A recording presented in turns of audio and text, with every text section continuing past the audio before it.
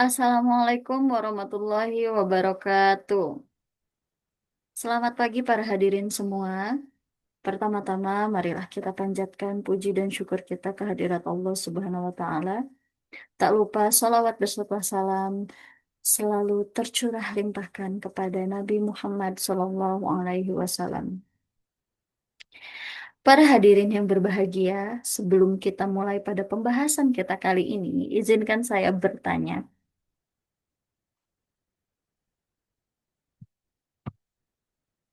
Pada hari ini, ingatkah Anda semua pernah berniat membuka Instagram atau TikTok selama 10 menit saja, tetapi tidak terasa waktu berlalu sudah 2 jam? Jika iya, maka Anda semua tidak sendiri. Para hadirin yang saya hormati, hari ini kita hidup di zaman, di era yang informasi terus-menerus bisa kita dapatkan dengan mudah setiap detik. Nah, di balik kemudahan ini terdapat kekhawatiran akan kebiasaan-kebiasaan yang bisa mengubah produktivitas kita, mental kita, atau konsentrasi kita, atau fokus kita. Nah, kebiasaan ini yang dinamakan doom scrolling. Ini yang akan kita bahas pada hari ini. Nah, apa saja itu? Yang pertama, ada apa itu doom scrolling? Lalu yang kedua, ada fakta-fakta mengenai pengguna media sosial. Lalu yang ketiga, ada dampak nyata dari doom scrolling.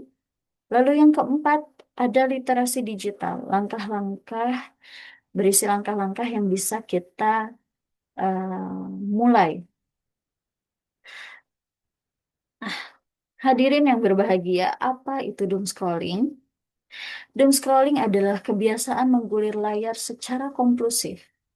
Nah, terutama ini konten-konten negatif yang mengandung, eh, maksud saya yang mengundang kecemasan atau konten-konten perbandingan sosial, yang mana konten ini kita tahu ini tidak nyaman, tapi otak kita secara tidak sadar akan melakukan hal yang sama, yaitu terus-menerus menggulirnya, menggulir kontennya. Nah, kita bicara terlebih dahulu mengenai insting otak manusia. Nah, otak manusia ini dirancang untuk waspada terhadap ancaman. Mungkin di zaman dulu, insting ini kita gunakan untuk mempertahankan kehidupan. Nah, namun di era sekarang, insting ini dimanfaatkan oleh algoritma media sosial. Nah, jebakan algoritmanya itu berupa konten-konten negatif. Konten yang berisi seperti ancaman atau seperti yang tadi saya bilang mengenai perbandingan sosial dan hal-hal yang justru membuat kita ingin terus-menerus menggulir kontennya. Nah, di sini kita masuk ke jebakan, jebakan algoritma, lingkaran algoritma. Yakni semakin kita scroll, maka kita akan merasa semakin cemas. Ketika kita merasa semakin cemas, kita selalu terus-terus ingin scroll untuk apa? Untuk mencari jawaban atas apa yang kita khawatirkan. Nah, ini bukan masalah yang kecil ya para hadirin sekalian. Menurut data dalam data portal di bulan Oktober 2025 di Indonesia ini ada 180 juta pengguna media sosial aktif. Nah, ini meningkat, angka ini meningkat eh, meningkat 26% dalam 1 tahun. Dan ketika diteliti, rata-rata kita memainkan media sosial itu selama 3 jam 8 menit. Nah, mungkin eh, ini semua bermula dari prasangka kita yang merasa ini kan cuman hal kecil. Padahal ini kan cuman waktu istirahat. Nah, tapi tidak terasa ketika kita terus-menerus scrolling. Nah, penelitian di Indonesia, khususnya untuk pelajar Indonesia, ini menemukan bahwa 70% pelajar Indonesia itu menghabiskan waktu 3 jam per hari di media sosial. Dan dampaknya ini bukan main. Dampaknya 65% para pelajar di Indonesia mengalami kecemasan, mengalami peningkatan kecemasan. Lalu 55%-nya ini mengalami gangguan tidur. Lalu di sini ada 50% mengalami penurunan, khususnya dalam konsentrasi belajar. Nah, hadirin sekalian, mengapa ini bisa terjadi? Nah, di sini saya tidak menyalahkan media sosial karena mau bagaimanapun di era ini teknologi ini sangat berkembang secara pesat. Nah, di sini teknologi ini sebagaimana alat pada umumnya, eh, alat seperti yang kita pakai dan dampaknya itu tergantung bagaimana cara kita memakainya. Nah, maka dari itu, langkah-langkah untuk bisa kita mengendalikan hasrat kita untuk scrolling di media sosial secara terus-menerus, ini dampaknya bisa kita eh, perbaiki dengan yang namanya literasi digital. Jadi, apa itu literasi digital? Jadi, literasi digital itu adalah kemampuan kita untuk memahami, lalu mengevaluasi, lalu mengelola konsumsi kita di media sosial. Pastinya dengan perasaan dan perilaku yang bijak dan bertanggung jawab.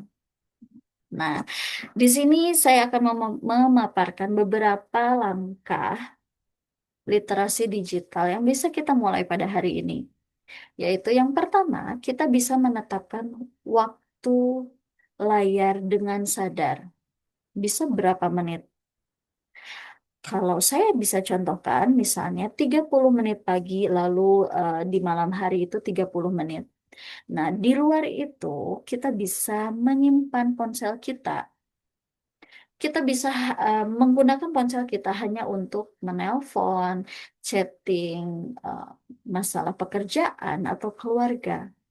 Nah, di lain itu, kita bisa menetapkan waktu layar untuk bermedia sosial kita. Lalu yang kedua, kita mengkurasi konten-konten negatif. Nah, tanpa kita sadar, beberapa akun yang menyebarkan konten-konten yang mengandung emosi negatif itu seringkali kita follow.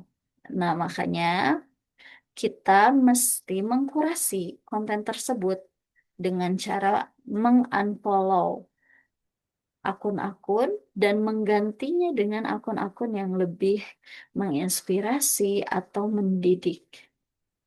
Nah, lalu yang ketiga, kita bisa melakukan detox digital mingguan. Nah, jadi dalam 1 minggu kita bisa menetapkan 1 hari full atau mungkin jika masih mencoba kita bisa menetapkan waktu setengah hari. Jadi setengah hari benar-benar kita tidak bermedia sosial dan kita bisa merasakan bagaimana ringannya pikiran kita karena kita mendetoks diri kita dari media sosial. Nah, lalu yang keempat, kita harus menjadi konsumen yang kritis.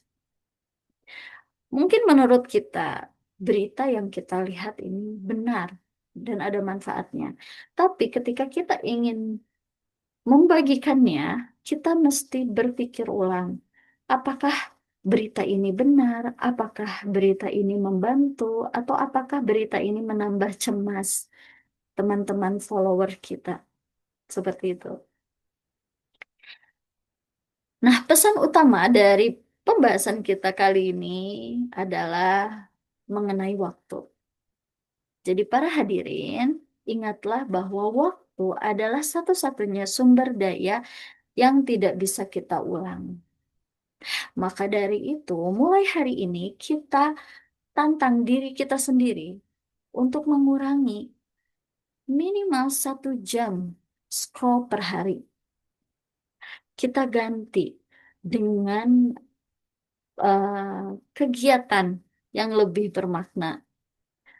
Atau mungkin kita bisa mengajak satu orang di sekitar kita untuk melakukan hal yang sama. Nah, baik para hadirin sekalian, tidak terasa kita telah di penghujung akhir pembahasan kita pada hari ini. Ah, saya ada satu quote penutup, yaitu kendalikan teknologi sebelum teknologi mengendalikanmu. Karena tujuan hidupmu terlalu berharga untuk diserahkan kepada sebuah algoritma. Demikian para hadirin yang dapat saya sampaikan pada kesempatan kali ini. Mohon maaf apabila ada kata-kata yang kurang berkenan dari diri saya. Semoga apa yang telah kita bahas pada hari ini tidak hanya berhenti di telinga saja, tetapi masuk ke hati lalu mm, apa diwujudkan dalam aksi nyata. Terima kasih atas perhatian dan kehadiran hadirin semua. Wassalamualaikum warahmatullahi wabarakatuh.